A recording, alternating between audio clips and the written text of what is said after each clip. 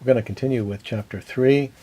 We're going to talk briefly about African Americans. We're going to come back to this topic actually in Chapter 5. So we're going to mostly be talking about language issues in this chapter. I mentioned earlier that the specific groups that were selected as representatives of microcultures in the United States were chosen in part because of their prominence in American society, American culture. That's certainly true of African Americans, but also in part to represent different ways in which groups have arrived in this country. And the history of how African Americans came to be here is well known and tragic, namely through slavery. Slaves first arrived, in fact, at Jamestown in the 17th century. Ironically, the children of those slaves were born free, but that didn't last very long. The population of African Americans has stayed pretty steady, and it's just in recent decades that African Americans have become the second largest minority group to Hispanics. So as I mentioned, we're going to be talking mostly about language issues in relation to African Americans and specifically Ebonics. And Ebonics is different than Chicano English or Spanglish.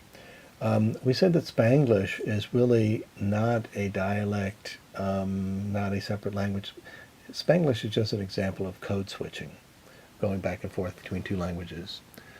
Chicano English is an example of a dialect of English. But Ebonics is something different. Ebonics is really a Creole more than anything else. A Creole is distinguished from a dialect by the fact that it's not only the pronunciation and vocabulary that are different from the parent language. But in the case of Ebonics, as is the case of Creole languages, you have influences from a second language, in this case from African languages, that have affected not only pronunciation and vocabulary, but also grammar. And we're going to watch a short clip where we see an example of that with Steve Harvey speaking in Black English or Ebonics. The other interesting thing about Black English, Black American English, or Ebonics, is the fact that the communication style that's used is different from mainstream or standard American English, in that it tends to be less direct but more emotional, more flamboyant. Very often English, Black English, is used not only to convey meaning in a direct way, as is typical of standard American English, but rather Black English is often used as a way to build community. And in that sense, it's a different style of language, different style of communication from standard American English. And the call and response phenomenon in Black and English that's represented by Black politicians also in churches is something also that is characteristic of Black English and is often seen as something that comes from the African influence as well. It's interesting, the cultural attitudes towards Ebonics and the example of the experiment made by Billings, in which that's discussed in the text, in which attitudes towards Black English were investigated. And the interesting thing, one of the interesting things about that study was the fact that that members of the Black community themselves felt that the Black English given in the examples in the experiment was inferior to standard American English.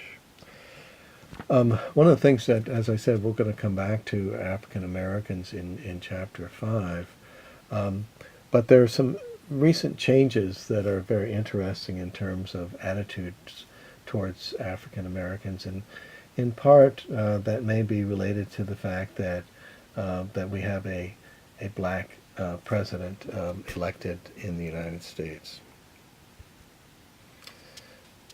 So I've asked you to view this video outside of this presentation about Ebonics in Los Angeles schools. So we'll talk about that a little bit. You have in Steve Harvey, it's a wonderful black comedian, some examples of black English, and there you see some examples of the fact that it's not just pronunciation and vocabulary, but it's also grammar that's different. And that's why black English is considered a Creole. It's not just the pronunciation and vocabulary that differs from standard American English. The example given in the video is interesting of this program in Watts, this experimental program for academic English mastery. The purpose is to make children, and you see these children in the 5th grade class, in effect bilingual. That is to say, the idea is not that they lose their black English, but they become capable of, first of all, distinguishing between black English and standard American English, and second of all, being able to code switch between the two. So the first step is recognizing what is different in the two versions of English, and then being able to apply those, use those languages in situations in which they're appropriate. So at home, continuing to use black English, but interviewing, for example, later on in life for a job, probably using standard American English. Okay, we're going to talk briefly about the Amish, another microculture. Here we have different reasons for the Amish being in the United States. They came to the U.S. to escape religious persecution. They're an Anabaptist, have Anabaptist religion, believe in adult baptism, which separates them from mainstream, most mainstream Protestant religions. They're, in fact, a group, they have various groups within the United States, large populations in Indiana and Pennsylvania, but they're found in a variety of states, including, in fact, in Virginia. There's an Amish community outside of Petersburg, for example, as well as the related Mennonite groups. Mennonite are kind of a looser form of Amish, and there are a number of Mennonite groups in Virginia. And they came, a small number of families came to the United States in the 17th, 18th centuries, but they have a lot of children, so that's why there are a lot of Amish communities. Amish are different than other microcultures, very different. They've kept their old ways. They don't believe in a lot of things that are part of mainstream American life, so and that for religious reasons. So they don't believe, they're pacifists. They don't believe in being in the military. They don't believe in serving on juries or swearing allegiance.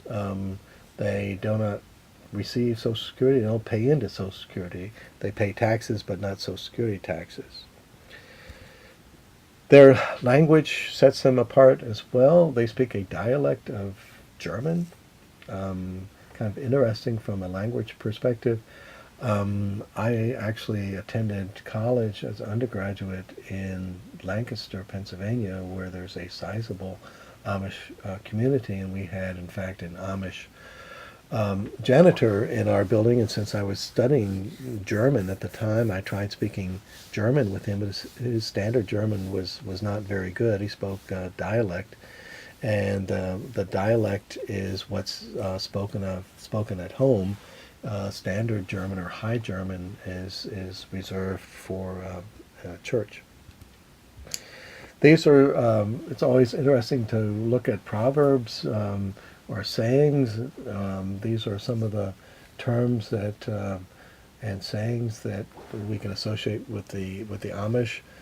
The first is this concept of Rumspringe. That's a German dialect word that related to standard German herumspringen, to jump around. That refers to the practice of in Amish communities of adolescents when they typically are 16 years old, that they're allowed to live a lifestyle that is the same as in mainstream American culture. So they they have the option at least of stopping to dress like other Amish and doing things like watching TV, going to the movies, going out, even drinking alcohol. The idea is that they get a taste of what life on the outside is like, and before they have to make a decision whether they want to commit themselves to an Amish lifestyle and to the Amish religion.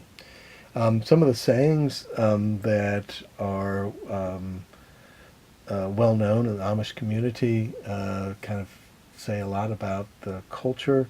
Das Altbrauch ist besser. They're too in German dialect. The old ways are better. Points to how the community wants to keep its traditions. It's not all pies and cakes.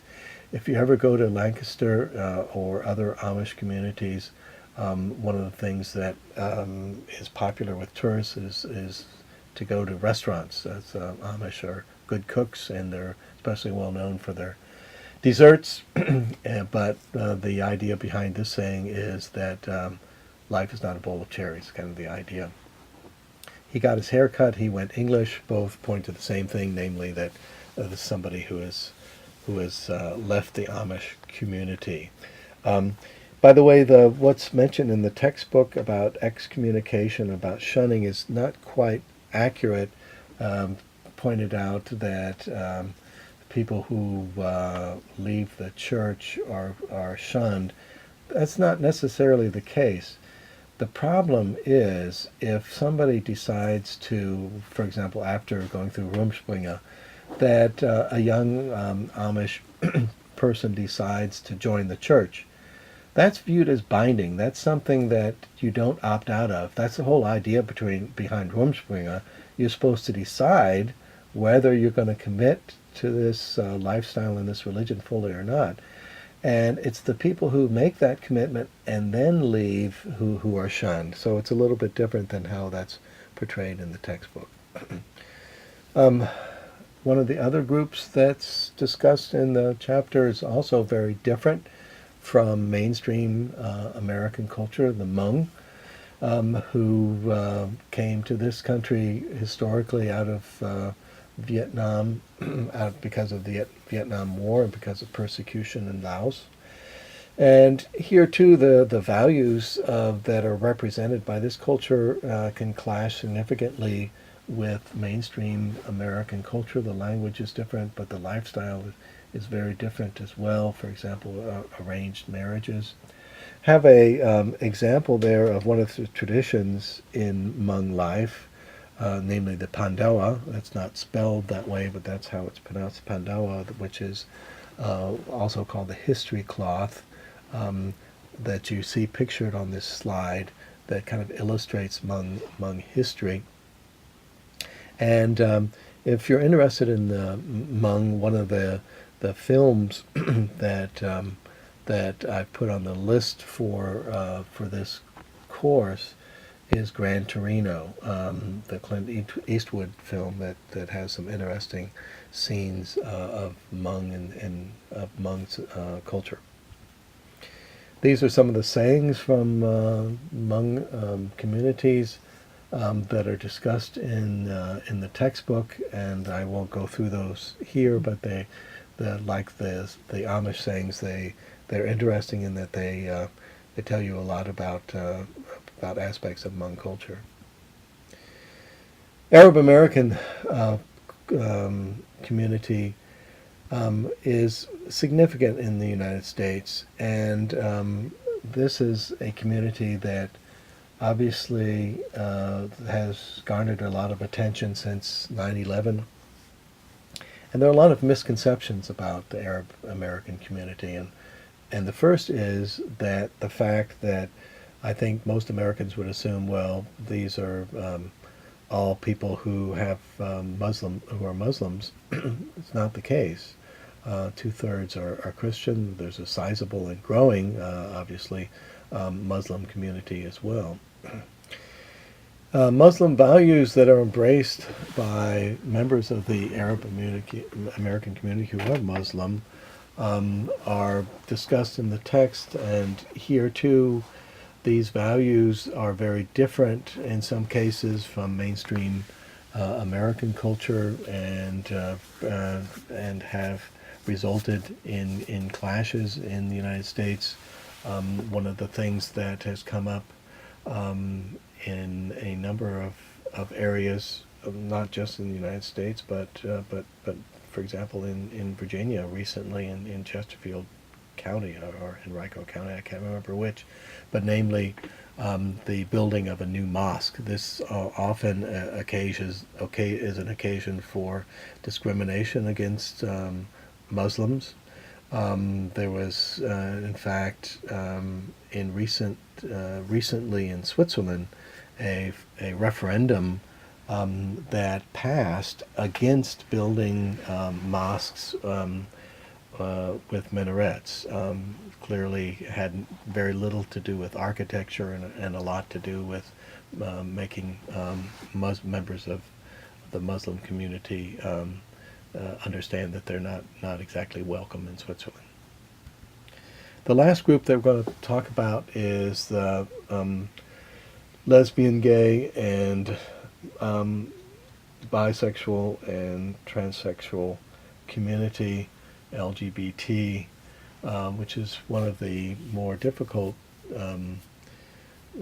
groups to characterize, in the sense that they're based on sexual orientation, but they're not a homogeneous group by any means.